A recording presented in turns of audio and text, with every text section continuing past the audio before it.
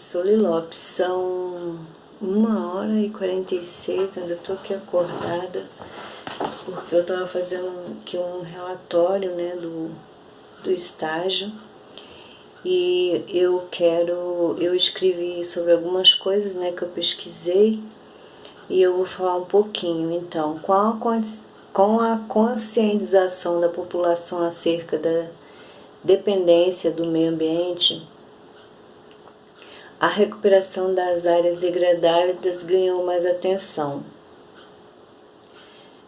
O que é uma área degradada? Entende-se por área degradada a área que, por intervenção humana, sofre alteração de suas propriedades físicas, químicas e biológicas, comprometendo a composição e estrutura do ecossistema.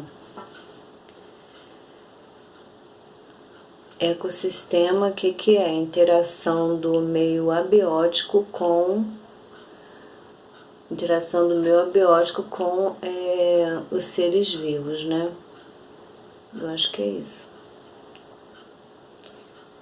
O que significa recuperação da área degradada? É a restituição de um ecossistema ou de uma população silvestre degradada que pode ser diferente de sua condição original. Isto é, nem sempre uma área que foi degradada, ela tem condição de voltar a ser o que era novamente. Isso que quer dizer. Bora passar para cá. Área de preservação permanente.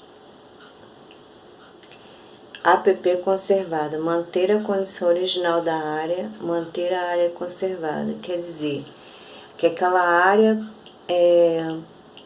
tem que se manter daquela forma, ninguém pode mexer lá, ninguém pode destruir nada, mexer nada lá, tem que ficar quietinho do jeito que ela é.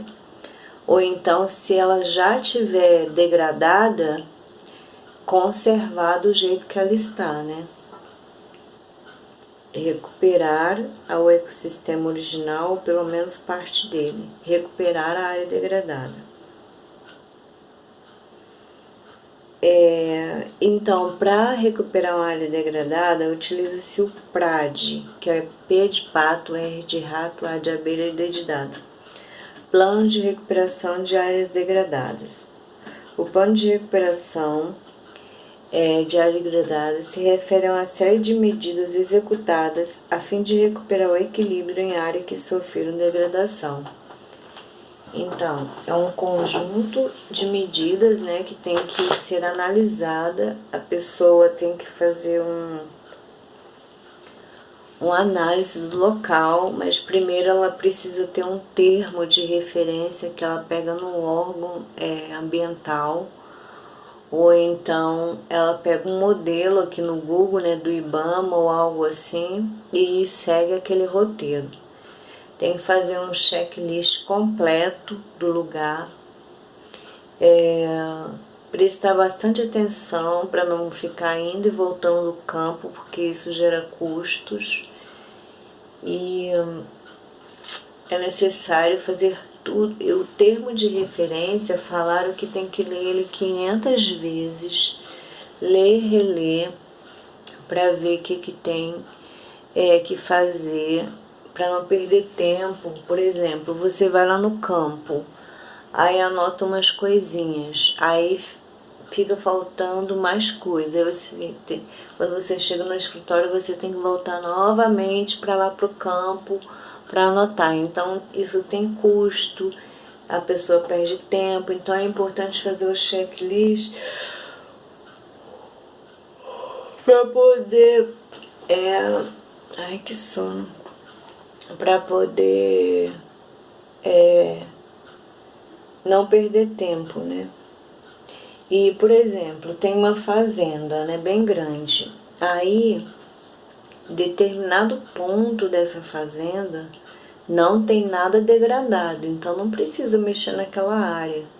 Tem que pegar só a parte que está degradada. Por isso que tem que fazer um zoneamento da área, para saber qual lado que vai restaurar, qual lado que vai recuperar, qual lado que tem uma perturbação, porque se tiver uma perturbação não precisa mexer, é só isolar a área e deixar o próprio meio ambiente revigorar. Então é isso, gente. Deixa eu ver mais o que tem aqui. Se a área teve degradada.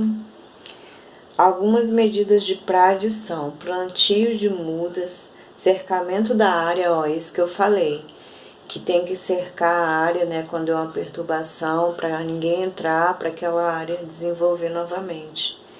Fixação de placas e conscientização.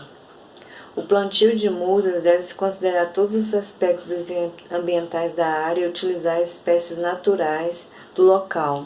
Então, é isso que tem que ser analisado. Por exemplo, se você vê uma área que tem determinado tipo de vegetação, que predominava um tipo de vegetação, não pode ir lá e plantar outro tipo de vegetação, porque senão vai alterar o meio ambiente. Daí os animais que vivem ali também, quando eles chegarem para comer as frutinhas, as folhas, eles vão ver, nossa, isso aqui não é minha comida, vou embora. E ela acaba saindo, indo para a casa das pessoas, aí a pessoa pensa, ai, o animal está me atacando, mas não é, ele saiu lá do habitat dele natural porque lá não tinha como ele sobreviver.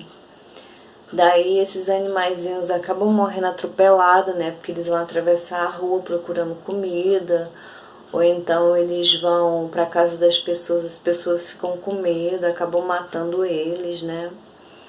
E outra hipótese também é eles morrerem eletrocutados em cercas.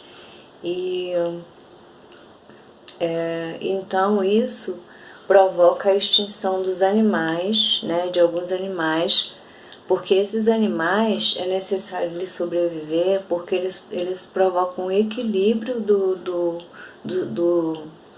ambiente, do meio ambiente, né?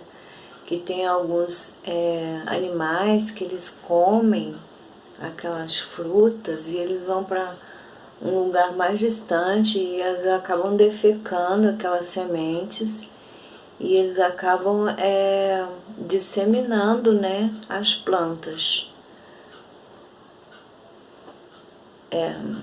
Por isso que tem que ser com espécies nativas, não colocar uma espécie exótica num lugar que é outro tipo de planta. Por exemplo, você não vai plantar no cerrado uma planta que é mais floresta, sabe? Tipo, que a pessoa fala, vamos plantar uma árvore e tal, mas ela tem que saber onde que está plantando essa árvore, porque às vezes ela pensa que está ajudando plantando aquela árvore e ela está atrapalhando, né, o meio ambiente. Deixa eu ver mais.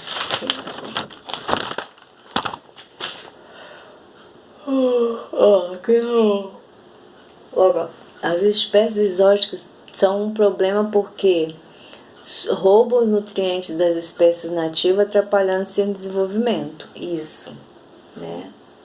Ela rouba os nutrientes das espécies nativas, atrapalhando seu desenvolvimento. Quer dizer, tem uma planta exótica ali perto, né? Tem uma planta exótica ali perto da outra planta que é do cerrado. Então, o que acontece? Aquela planta que é exótica, ela vai sugar todos os nutrientes